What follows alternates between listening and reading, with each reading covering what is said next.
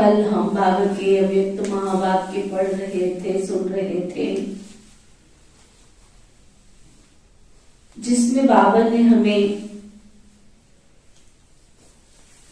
दो बातें पक्की कराई थी। एक तो अलौकिक ईश्वरीय ड्रिल करने की सब्जेक्ट और दूसरा हिसाब किताब करना। दोनों बातें बाबा ने पक्की कराई थी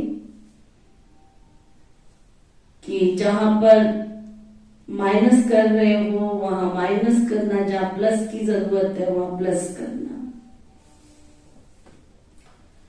तो बाबा पक्का करा रहे थे कि घर गृहस्थ में भले रहो, मना नहीं है, परंतु जहां भी रहो अपने आप को ऐसा समझ के रहो कि जैसे हम सर्विस के निमित्त रह रहे हैं। जाना भी है तो सिर्फ सर्विस के निमित्त, जहां भी रहो।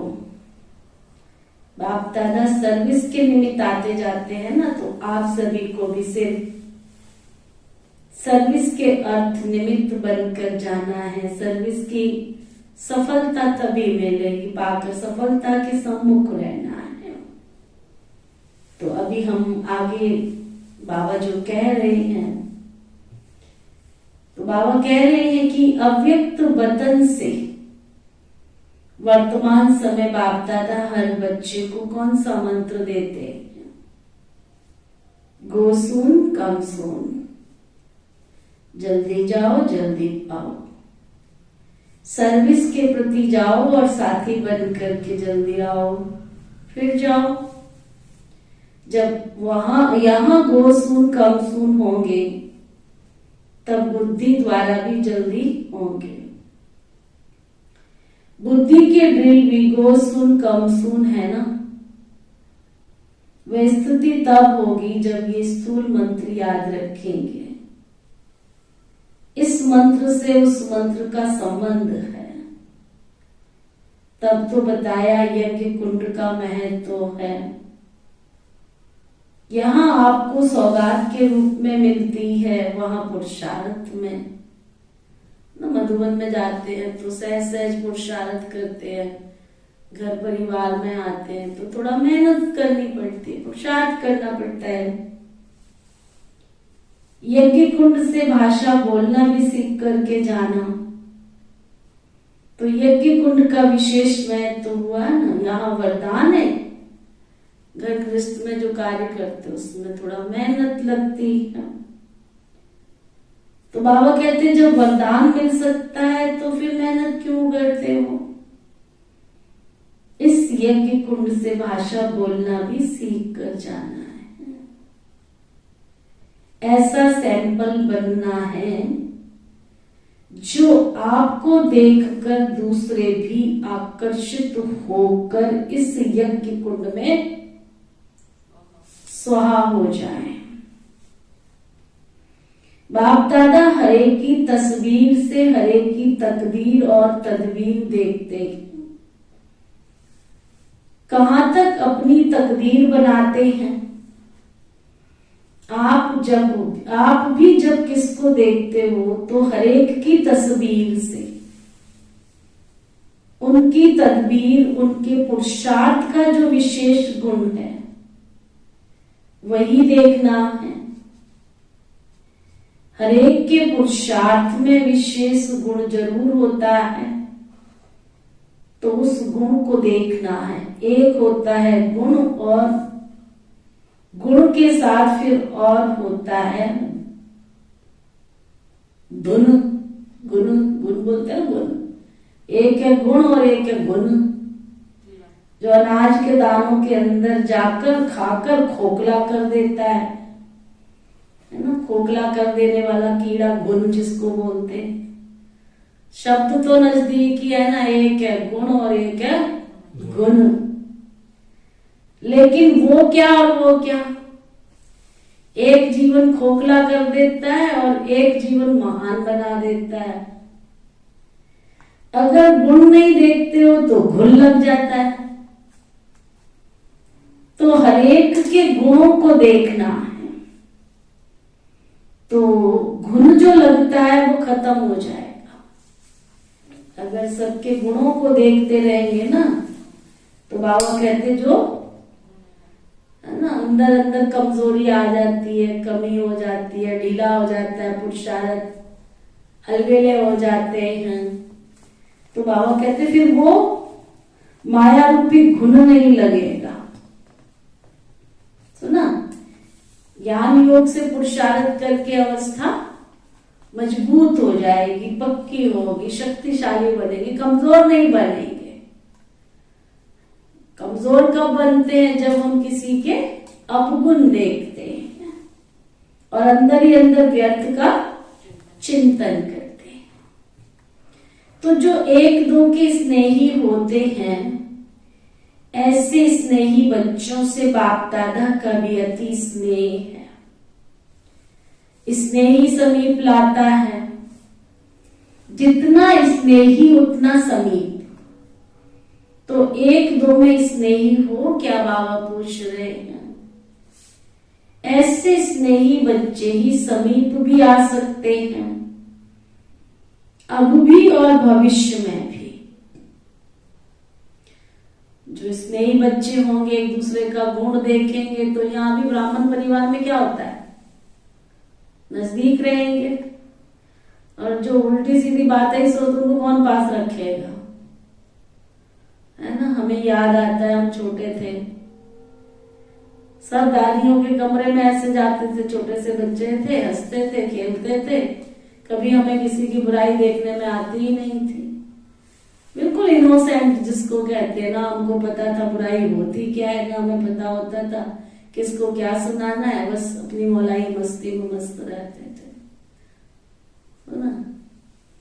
तो दादियों ने कभी हमें यही नहीं सोचा कि हम बाहर जाएं, और ही वो प्यार करती थी और ही पुचकार करती थी, अपनी थालियों में से गिट्टी निकाल के खिला देती थी।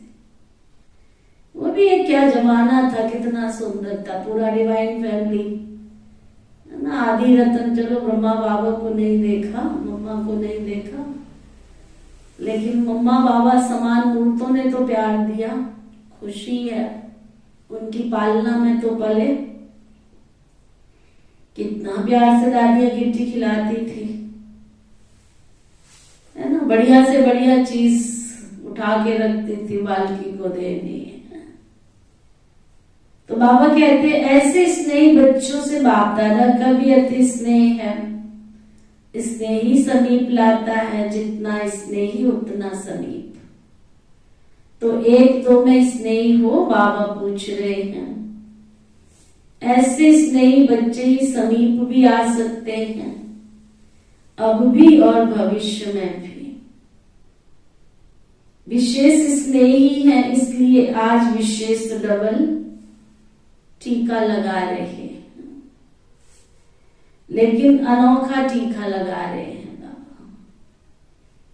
लौकिक रीति का टीका नहीं, डबल टीका। कौन सा? एक तो निराकारी, दूसरा न्यारापन। एक तो निराकारी और दूसरा न्यारापन। ये डबल टीका हरेक के मस्तक पर अविनाशी स्थित कराने के लिए अविनाशी रूप से बाबा लगा रहे, अविनाशी लगा रहे। ये अविनाशी टीका सदा कायम रहता है क्या, बाबा पूछ रहे हैं। तिलक को सुहाग की निशानी कहा जाता है ना। इस तिलक को सदा कायम रखने की कोशिश करनी है। जितना जितना परिपक्व रहेंगे उतना ऊंच पद पाएंगे, बाबा कहते हैं। क्या बोला बाबा ने? जितना परिपक्व रहेंगे, एक बल एक भरोसे से चलेंगे, परिपक्व रहेंगे, मजबूत स्थिति होगी तो उच्च पद पा सकेंगे। हर एक यही सोचे कि हम ही नंबर 1 हैं। अगर हर एक नंबर 1 होंगे तो नंबर 2 कौन आएंगे? बाप की क्लास में कभी भी नंबर नहीं निकाल सकते। टीचर भी नंबर 1, स्टूडेंट भी नंबर 1, तो एक एक नंबर 1। तो ऐसी क्लास का तो मधुबन में भी चित्र होना चाहिए जिस क्लास में सभी नंबर 1 हो। तो सारी मुरली का सार क्या है? बहुत सहजते सहज यही बात याद रखनी है कि मैं बिंदु हूं और बाप भी बिंदु है, लेकिन बिंदु के साथ साथ बाबा सिंधु भी है। तो बिंदु और सिंधु ये बाप और बच्चे का परिचय है। हम बिंदु है और वो सिंधु। 2 शब्द भी अगर याद रखो तो संपूर्णता सहज आ सकती है। स्कूल में छोटे बच्चों को जब पढ़ाते हैं तो पहले पहले क्या सिखलाते हैं? पहले तो बिंदु ही लिखेंगे ना, फिर आगे बढ़ते हैं तो एक व अल्प सिखलाते हैं, तो ये भी एक बिंदु है। फिर आगे बढ़ते हैं तो बिंदु की याद और एक, उस एक में ही सभी बातें आ जाती है। एक की याद और एक रस अवस्था, एक की याद और एक रस अवस्था, एक ही मत और एक के ही कर्तव्य में मददगार। अगर एक एक बात ही याद रख ले ना हम, तो बहुत ही अपने को आगे बढ़ा सकते हैं। सिर्फ बिंदु और एक, उसके आगे विस्तार में जाने की कोई दरकार नहीं है। विस्तार में जाना है तो सिर्फ सर्विस के प्रति। अगर सर्विस नहीं तो बिंदु और एक, उसके आगे अपनी बुद्धि को चलाने की इतनी आवश्यकता नहीं है। तो ये थे बाबा की अव्यक्त मुरली, जिसको हमने बिंदु और सिंधु के रूप में सुना, समझा और प्रैक्टिकल बाबा ने न्यारे और प्यारेपन का टिक्का लगाने की शक्ति दी है। ओम शांति।